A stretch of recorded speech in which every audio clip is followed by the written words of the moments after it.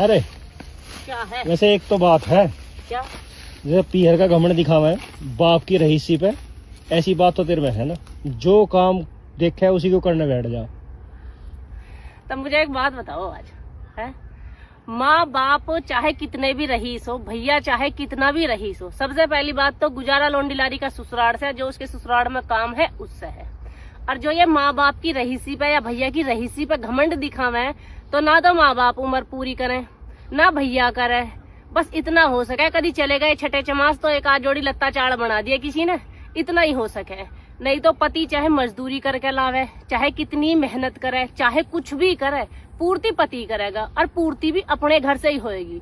तो इसमें घमंड दिखाने की क्या बात है भाई? पीहर का मेरे पीहर अनु और मेरे पीहर अनु, कभी भी घमंड दिखाना हो ना तो अपने आदमी की मेहनत की कमाई पे दिखाओ, कभी भी माँ बाप के और भैयों के पैसों पे घमंड मत दिखाओ। बाजी कहे मेरे भैया पे इतनी जमीन है, इतनी जमीन है, फलाना है, फिर भैया जोतने बोने को दे देगा, या कभी हारी बीमारी आएगी, दुख तकलीफ होएगी, भैया दे देगा जमीन बेच के। वही तो एक घमंड होता है, उसी को तो कहते हैं घमंड। तो उस बात का घमंडी क्यों करना जो चीज अपनी है ही नहीं? हमें तो इतना पता हमारा आदमी मेहनत से मजदूरी से कमा कर ला रहा, उसमें हमारी पूर्ति और उस पर हमें घमंड है।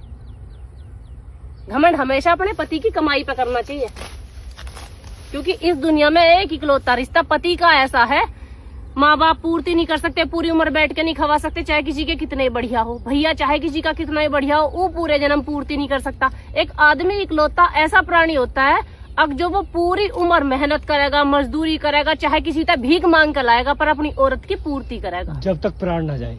हाँ, जब तक प्राण न जाए जब तक ही करे, आदमी नहीं छोड़ता ऐसे। और जो निखद हो उनकी तो मैं कह नहीं रही, मैं आदमी की बात कर रही हूँ। यूं तो छोड़ कर भग जाओ चाहे कोई एक दिन में।